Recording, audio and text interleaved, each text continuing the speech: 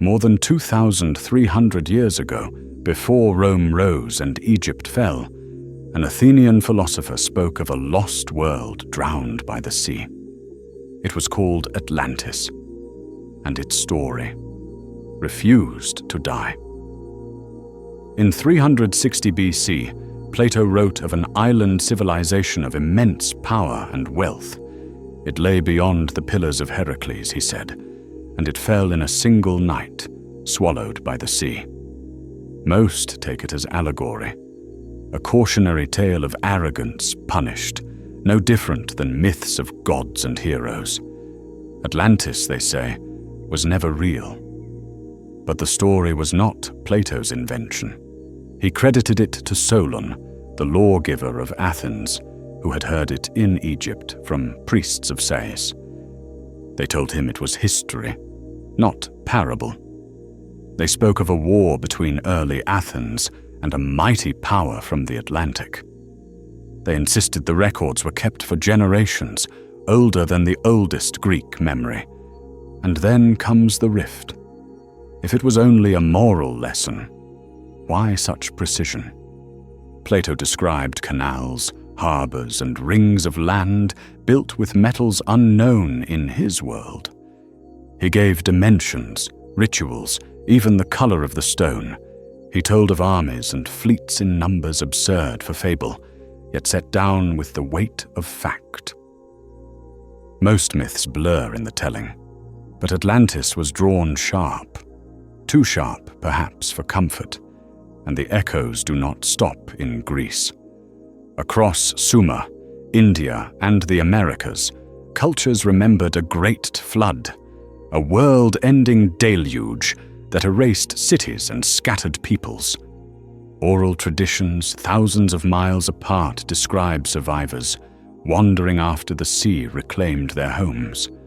Always sudden, always catastrophic. The earth itself whispers the same. Sea levels rose more than 400 feet after the Ice Age. Entire coastlines vanished. Valleys became seabeds, and with them, whatever memory the waters chose not to spare. So if Plato's account was more than allegory, if it was the last breath of a forgotten memory, then Atlantis may not be fantasy at all. It may be the faint echo of a world erased, still calling through story. And if Atlantis wasn't a myth, then the question lingers like a shadow on the horizon. What else lies hidden beneath the sea? To follow the echo, we begin on dry land, under Athenian light, where reason was a craft and questions were a kind of worship. Morning wind crosses the agora, carrying olive scent and marble dust. Vendors lift awnings, bronze clinks. On the edge of the city, under a plane tree, a circle forms around an elder whose voice moves like a tide. Not sermon, not decree, but dialogue. In Athens, stories are tested the way metal is, heated, hammered, and tempered until only the true ring remains. Plato preferred the shape of debate. He set ideas into characters the way a mason sets stone into an arch, each line bearing weight for the next. Myth and philosophy did not oppose each other here. They intertwined like vines over a column. A tale could be a vessel for method. A single image, a drowned city, a perfect ring of harbors could become a lever to pry open thought. But the seed of that image was older than the voices beneath this tree. Decades before Plato, Solon, the lawgiver whose name still traveled like a proverb, sailed south to Egypt, to Sais on the Nile. The city rose from water and reeds, cool as shadow. He walked past pylons, carved with scenes of gods and kings, into a hall where columns bloomed like papyrus. Priests kept ledgers not of coin, but of time. In their keeping were years that outnumbered Greek memory, written in the neat geometry of ink and reed. There, In the quiet between pools of lamplight, Solon listened. Beyond the pillars of Heracles, the priest said, there had been an island power. Wealthy, ordered, and audacious. It waged war, built in circles. It moved ships through canals as if land itself were a wheel. And then, one day and one night, silence. Sea over stone. Names pulled from the mouth of memory as if by a tide. What makes a story endure is not only wonder, but detail. The priest spoke with measures, not metaphors. Distances, metals, ranks. They spoke like archivists, not poets. Men who counted years by floods and stars, who believed that time could harden into record the way mud hardens into brick. Around the same centuries, hinted by their account, other shores throbbed with life. On Crete, palaces breathed with murals of dolphins and blue. Courtyards rose around light wells. Storage jars stood like sentinels, full of grain and oil. In the far west, at the mouths of Spanish rivers, traders lifted silver from ancient hills and sent it seaward on hulls that learned the language of tide. Along the Atlantic facade, standing stones watched storms roll in, their faces lichen bright. To the south, along Morocco's coast, caravans met the surf with salt and stories, then vanished back into desert light. Across the Aegean, boats stitched islands together with routes now lost to silt and change. These worlds did not know they were neighbors in our imagination. They simply worked, prayed, traded, and built. Children chased shadows in courtyards, while sailors read weather from the skin of the sea. And yet, beneath the rhythm of markets and rituals, something slower moved. Coastlines were not fixed lines, but negotiations. River mouths drifted. Earth trembled in the belt of fire that rings the Aegean. A mountain on Thera learned a new word for sky. But the sea was rising, and memory was already fragile. A sentence no one wrote then, only lived. Back in Athens, Plato placed Solon into the frame of a conversation as carefully as a sculptor lifts a head into place. He did not shout the story, he breathed it. He let the image of a drowned power sit beside talk of virtue, constitution, and the best ways to order a city that must answer to both appetite and mind. He set myth as a mirror, then asked the polis to look. What survives of that looking is not certainty, but tone, calm, patient, and precise. As if somewhere behind the tale stands a ledger, a tablet, a column of dates that once made sense to someone. As if the truth was never lost, only misfiled beneath layers of silt and translation. In the agora, the circle breaks. A breeze lifts dust. The day widens.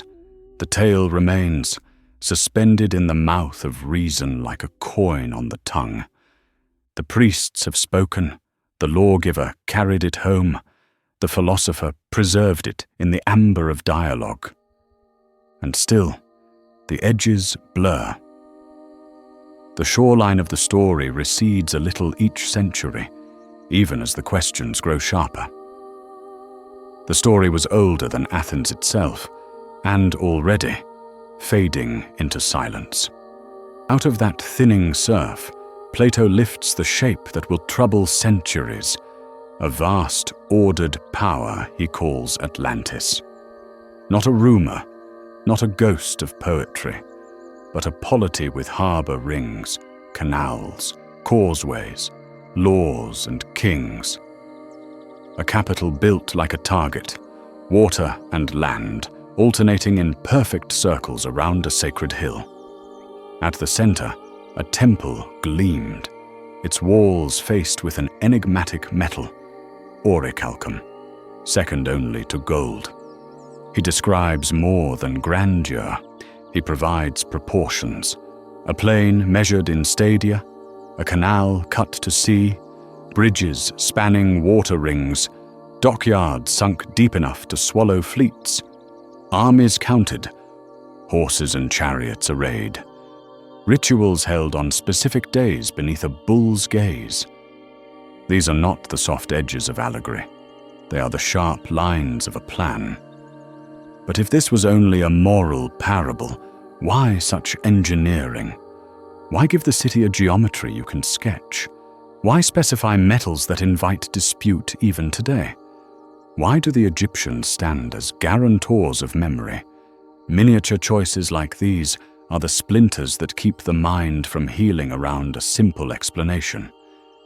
They insist the tale be handled, not dismissed. And then the world outside Plato's page presses in. In the Aegean, a volcano on Thera tore itself open and sent the sky boiling. Pumice drifted for miles. Ash fell like a second night. Palaces on Crete were shaken, rebuilt, or abandoned. Trade lines snapped and reknit like frayed rope. Across harbors, tidal walls of water left their own grammar. Streets scoured, ships thrown inland. Sudden endings are not only the invention of myth, they are part of the earth's voice. The Minoans, masters of the sea, fade, and with them a network of wealth, color, and calm administration. Did Plato fold echoes of this into his account? Perhaps, but that would not erase the strangeness of his precision. The concentric plan, the measured plane, the canal described as if traced with a surveyor's string. An allegory can live without dimensions. This one refuses to. But that wasn't the strangest part. In the dialogue he calls Critias, the law code of the island is said to have been engraved upon a pillar of orichalcum in a sanctuary, a detail equal parts bureaucratic and sacred. The kings swore oaths and shared power according to rules, as if the island's strength were as much constitutional as material. Myth seldom bothers with governance. Plato lingers there. Why did he describe measurements? Why name metals no one could agree upon? Why bind the memory to Egyptian archives that, in his telling, towered over Greek chronology like a mountain over a hill? Why risk the ballast of his philosophy on the keel of a story that could be dismissed as fable? Each question adds weight where a parable would prefer air. Meanwhile, the image tightens, a maritime empire pushing outward from a fertile plain toward the Mediterranean, meeting an early Athens in a contest the Greeks improbably win. Moral, yes, but the frame is military, geographic, and administrative. It feels like a ledger that has learned to speak. Either he invented the most detailed myth ever written, or he was preserving something handed down. The dilemma sits quietly in the text, patient as a tide. And if memory was being preserved, even imperfectly, then the spark is not only in Plato's craft, but in the possibility that echoes of a real catastrophe, of stone swallowed, of harbors gone to light, were still rolling along the floor of history when he wrote. The page remembers what the shoreline forgot, and the more exact the memory becomes, the harder it is to call it a dream. Plato preserved a fragment, then other fragments should still glint under different skies. They do, scattered through stories that survived fire, exile, and translation, as if a single shock once rang the world and left an echo in every tongue. In Mesopotamia, a man named Utnapishtim hears a warning and seals his knowledge in wood. The river rises, the horizon disappears, and a new calendar begins when the boat grounds on strange hills. The tale is older than the Greeks and refuses to behave like fiction. It reads like a ledger of measurements, a weather report cast as prayer. The Atrahasis myth says the same, but in another voice. Different clay, same water. To the east, India keeps its memory in a different bottle. A fish, small at first, asks Manu for protection, then grows beyond rivers, beyond mountains, until only a boat and a serpent rope are left to tie man to survival. When the waters fall, seeds and scriptures remain. It is not the same story. It is the same shape of survival. And shape matters. Across an ocean, the Popol Vuh tells of a flood sent by a sky god named for the sound of storm. Wood people fail, and the world resets. In the Andes, Viracocha remakes men after waters retreat, walking away across the Pacific, leaving steps that no tide erases. In the north, sagas recall a drowning by another name, the world remade in a rush of blood and sea, with a single giant riding a hollow tree to the edge of the new age. These are not copies, they are rhymes. But that wasn't the strangest echo. While myth speaks in images, the earth speaks in ice and stone. At the end of the last ice age, seas climbed more than 400 feet. Not in a day and a night, but in surges that redrew maps faster than memory could adapt. Meltwater pulses turned continental shelves into lost coasts. Valleys became estuaries. Islands were born, then vanished, then were born again as the oceans caught their breath. Stand on any modern shore and look outward. 100, 200 miles out, that was land once. Forests where fish swim now, plains where whales roll. We have names for some of these drowned countries. Doggerland in the North Sea, deer paths, campfires, villages, taken by tide and a single landslide that sent a wall of water racing toward quiet coasts. The Black Sea may have filled catastrophically. The Mediterranean has its own scars, submerged walls, roads cut clean, harbors trapped beneath clear blue. This is not myth, but topography. And yet, each clue resists the next. Plato places Atlantis beyond the pillars of Heracles, westward. Some point to Santorini anyway, its shattered caldera a perfect villain. But the geography balks. Others look to the Azores, to islands perched on a mid-ocean ridge where volcanic memory is fresh and bathymetry suggests older terraces now gone. The Canary Current slides past Morocco's coast, and there, offshore platforms and drowned river mouths hint at cities that could once have faced the Atlantic with confidence. Then the hypotheses drift wider. A bank of shallow seafloor near Gibraltar, Spartel, may have been an island when rains were rarer and glaciers taller. The Moroccan shelf holds ghosts of estuaries that could cradle fleets.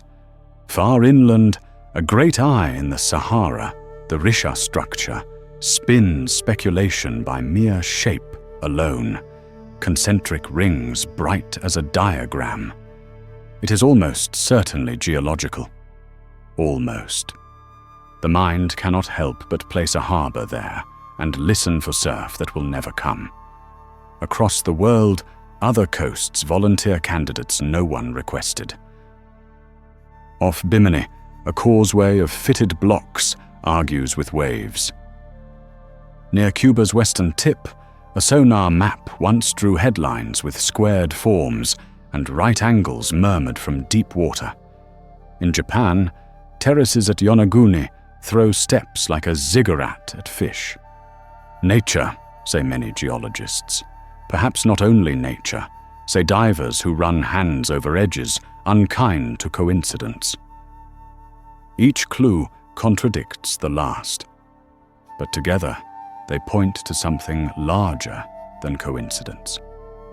The Americas carry their own drowned memories.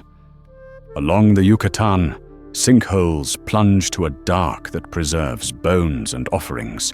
The Maya called them gates to the underworld, but they are also records of dry ages and sudden floods. On the Altiplano, legends tell of cities under lake water, doorways that lead only into blue. In Florida's rivers, mastodon bones lie beside human tools where salt and fresh intermingle. Along the Pacific coast, ancient campsites now sit a mile offshore, traced in the sand by low tides no mapmaker draws. Why such detail? The mind repeats, if only a parable. The question returns because the pattern keeps returning. Plato uses measurement, so do the scribes of Nineveh. The Vedic poets prefer image, but preserve the sequence of rescue with a clarity odd for him.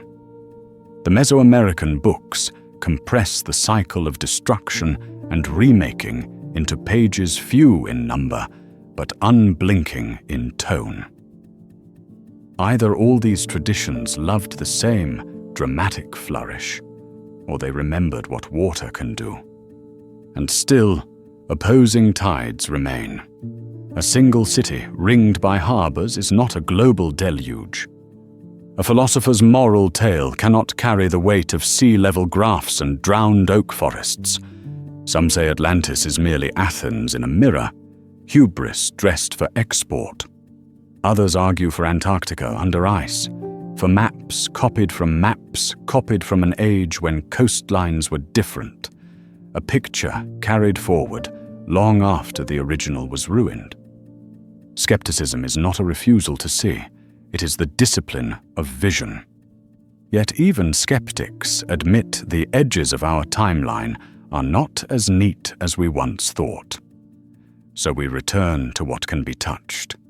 Core samples, shoreline models, silt caught in archaeology like dust in the fold of a book, radiocarbon that pushes a settlement's age back by centuries, then pushes again. We find harbors where no sea lives now. We find streets where fish pass. We find worship rings aligned to stars that rose differently when ice sheets were walls. And while none of this says Atlantis with a signature, all of it says people build by water because water is life, and when water moves, so do we, or we don't. But that wasn't the strangest hint. Some of the most ancient structures we know show an ambition out of scale with their farming base. Stone rings before pottery, earthworks before states, observatories before writing's comfort.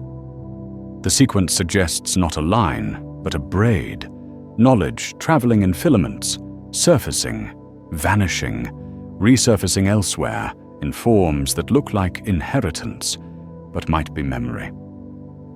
If a coast-based culture carried practices along shorelines now lost, we would expect to find its fingerprints inland, faint but insistent, when refugees climbed to higher ground. Look again at the distribution of megaliths along Atlantic margins: Ireland, Brittany, Iberia, and Morocco. The pattern is coastal, then riverine, like frost growing from an edge. Look at myths that place teachers arriving from the sea after calamity. Andes, Mesoamerica, islands crushed by long swells. The specifics change, the posture does not. A stranger comes, he carries order, he leaves, or he is lost. The story resets. None of this proves a sunken empire with bulls and rings and rules etched on gleaming metal. Proof is a hard word where water is involved. What it does is make the ground soft under a simple dismissal. It says the world had more coasts than we remember, more people living near lines that would not hold. It says memory prefers stories because stories float. Each clue contradicts the last, but together they suggest a canvas more complicated than textbook timelines allow. A poet's island and a geologist's chart, a diver's rumor and a satellite's clean image, a priest's ledger and a fisherman's tale, they do not agree. They cluster.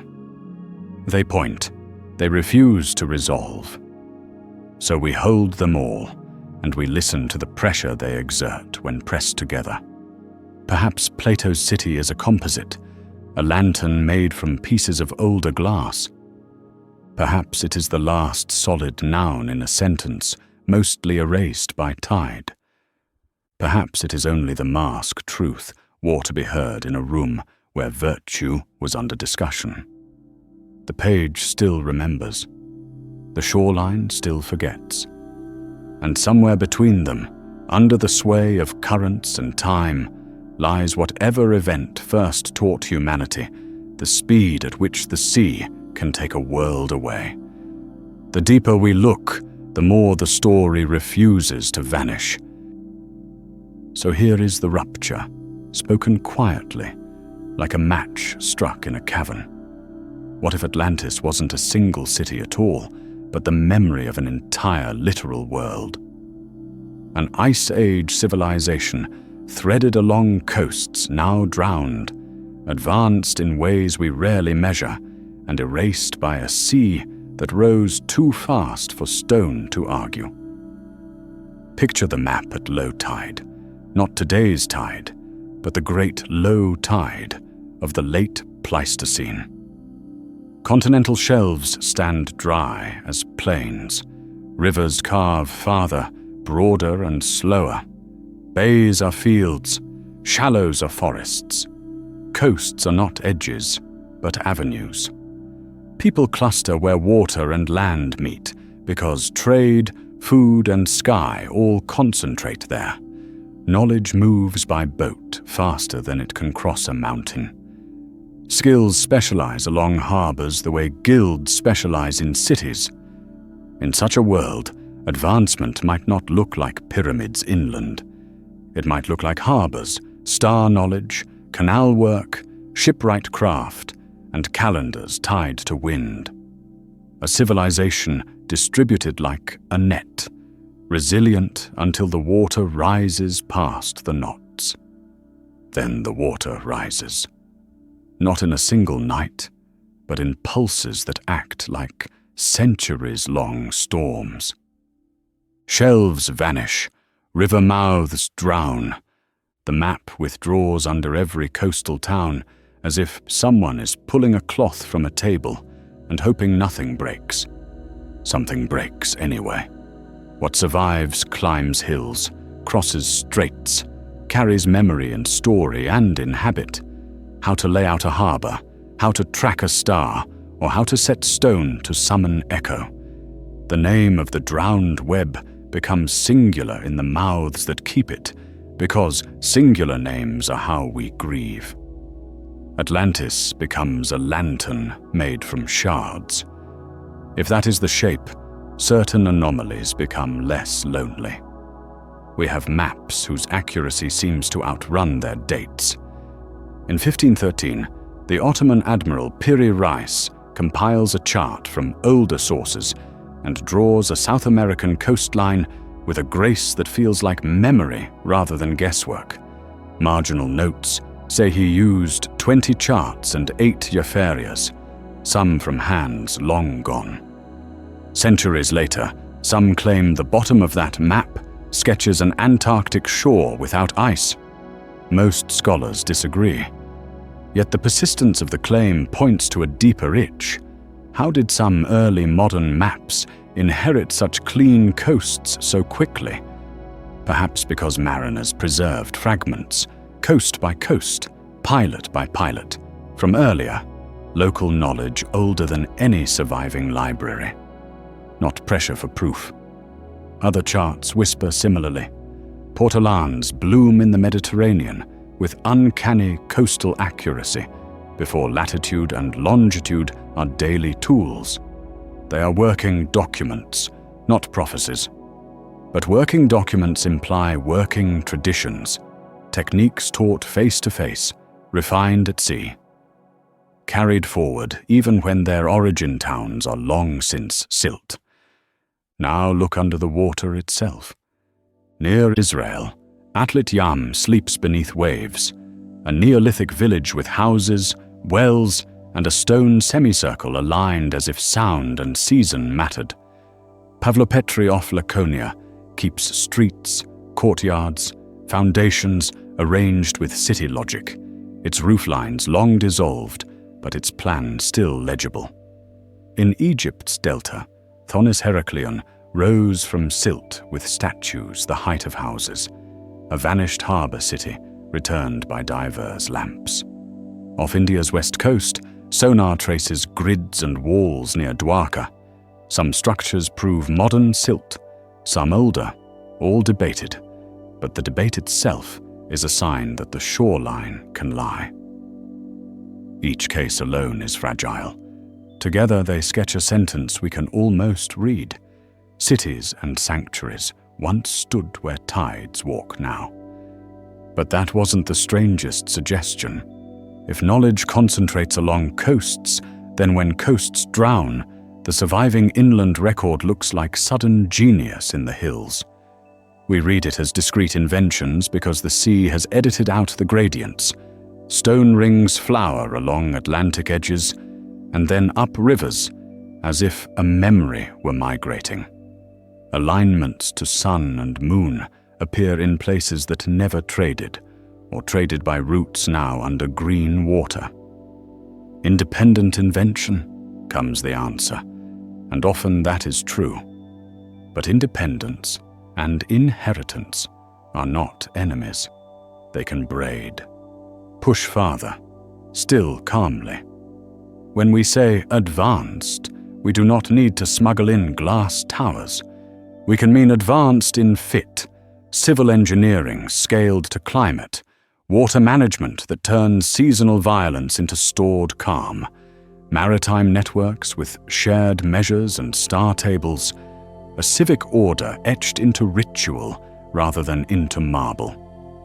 A society can be sophisticated and leave little for archaeologists if its wealth is perishable and its architecture is timber, clay, rope, and boat.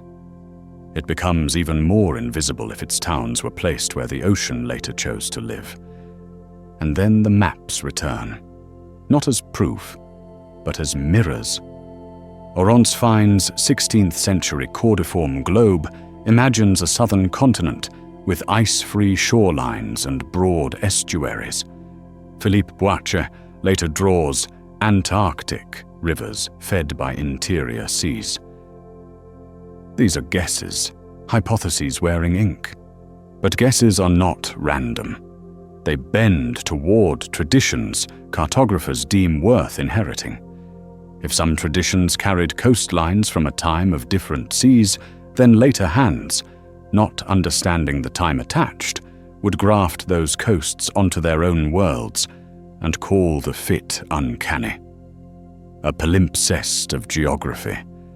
Now take the image and hold it next to Plato's measures. Concentric harbors, a canal to sea, a plain described like a surveyor's dream. We do not have to accept literal match to recognize design thinking shaped by maritime lifeways, circles to calm waves, channels to discipline water, codified rituals to discipline power. These are answers to sea problems.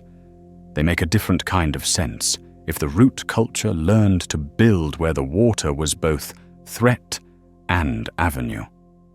Skepticism is our ballast. So we ask, where are the quarries, the tools, the cities inland that would anchor such a claim? Often the answer is simply under silt, or reused, or not looked for, because the search grid stops at the beach. Archaeology is good at deserts, The sea is another country. Our best evidence is recent because our best instruments are recent. Side-scan sonar, sub-bottom profiling, LiDAR along drowned valleys. These are new ores. Each year, more coastlines are read as texts rather than as scenery. The words are short, often broken, but they accumulate. And here the shock completes its circle.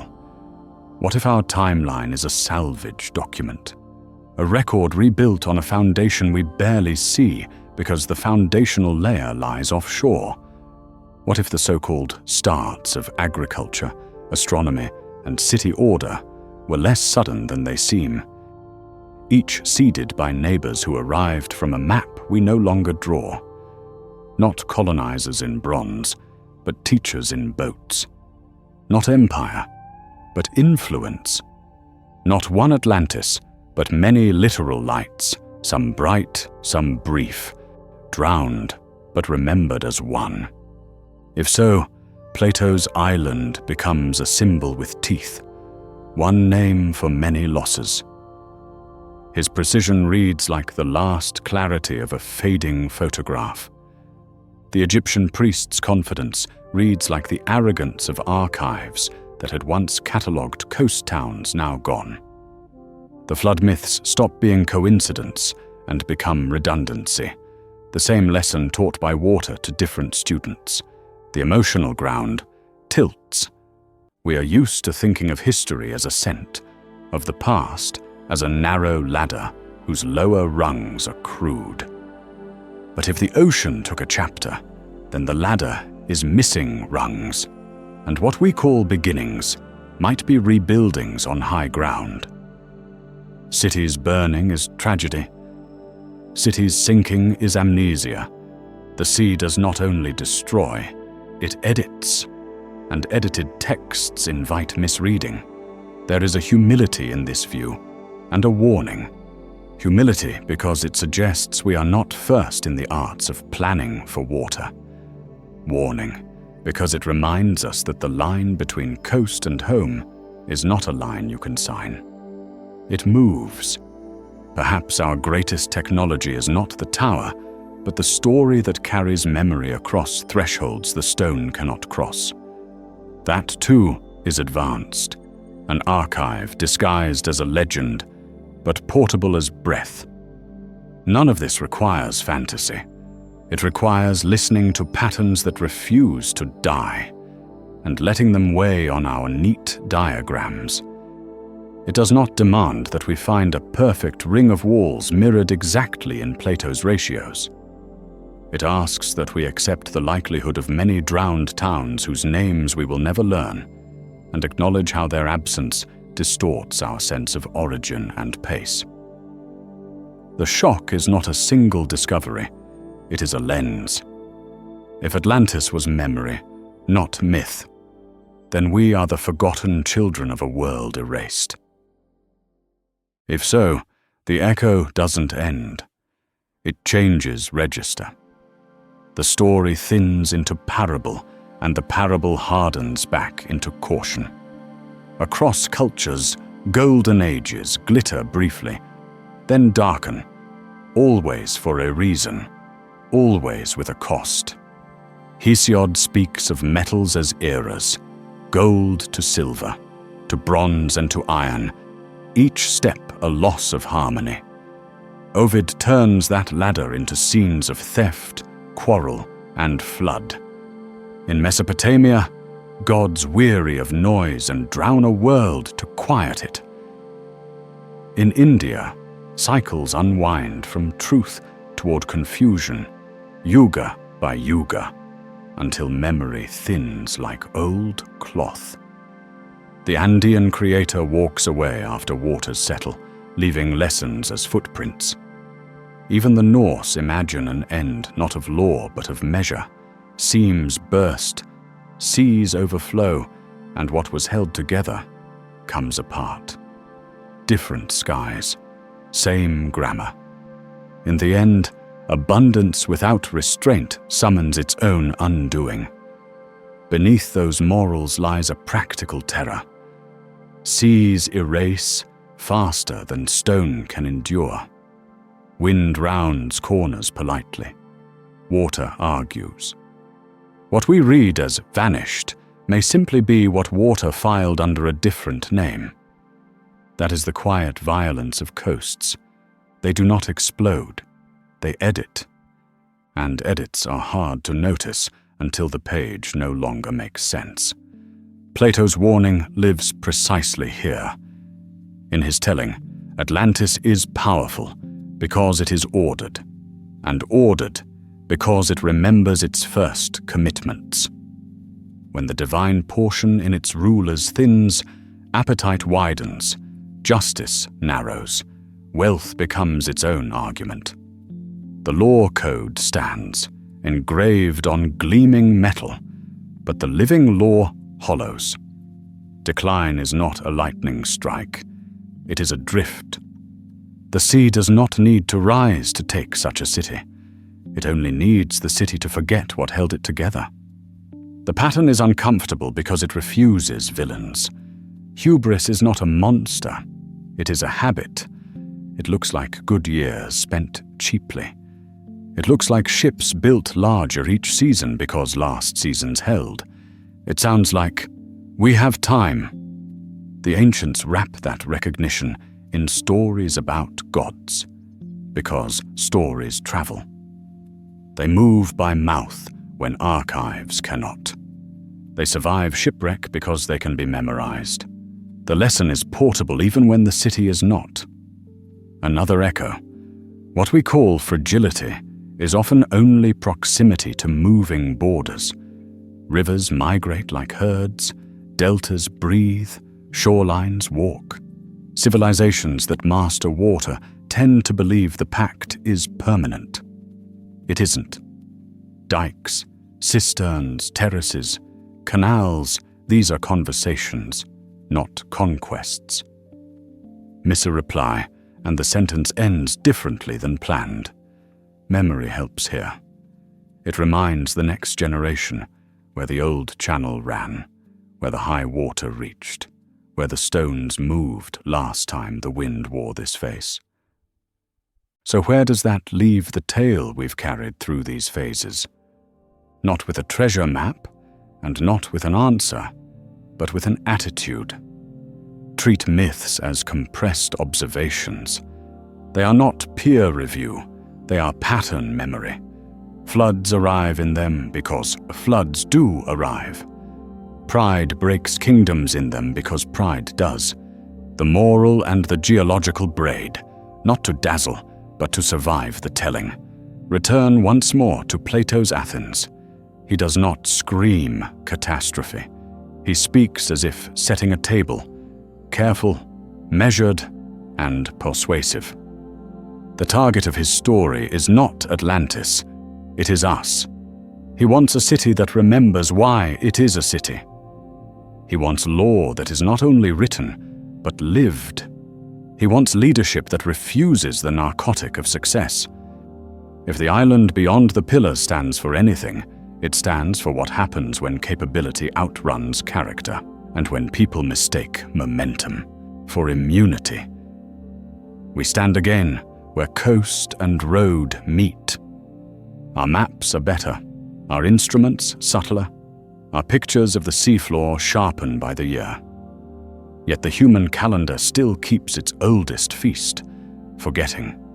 We build at the edge because life is richest there. We also forget quickest there, because the edge is beautiful when it is quiet. The water that waits beyond the dunes is patient. It has time. Listen to the closing noises. A swell folding into a breakwater. A gull stitching its name through wind. The rattle of pebbles in backwash. Somewhere under that sound lies a sentence we once knew. Remember that the border moves. The ancients taught it with gods and rings and a city that fell.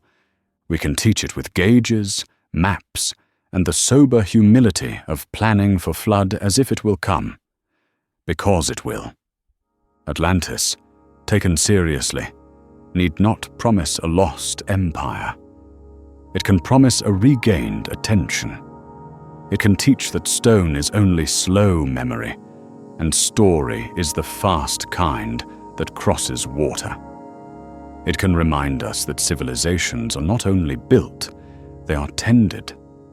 And tending is a daily act, not a monument. If the ancients warned us once, what are we forgetting now? Perhaps it was never about finding a single city at all. Atlantis may never be found. But perhaps it was never lost. It survives in story, in stone, and in silence. A lesson carried mouth to mouth when libraries drowned. A pattern held in ritual when records thinned. A memory that learned to travel without maps.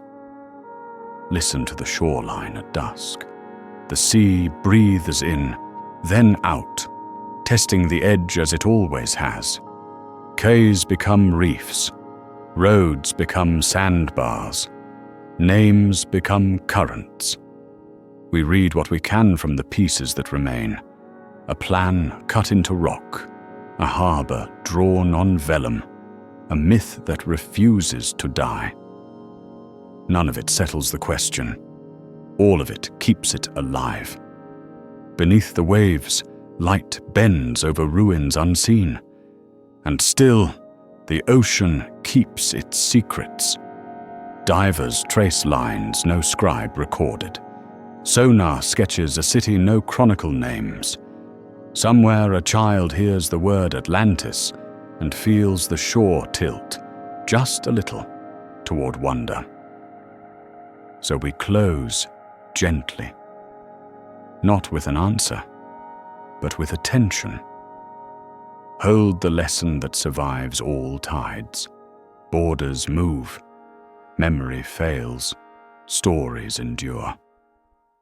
If there was a world before ours, its clearest monument may be the caution it left behind. If you walked among ruins, no map remembers. What would you hope they could tell you? What would you fear they might? Thank you for wandering with us on this gentle path through time. Good night, and I'll see you next time.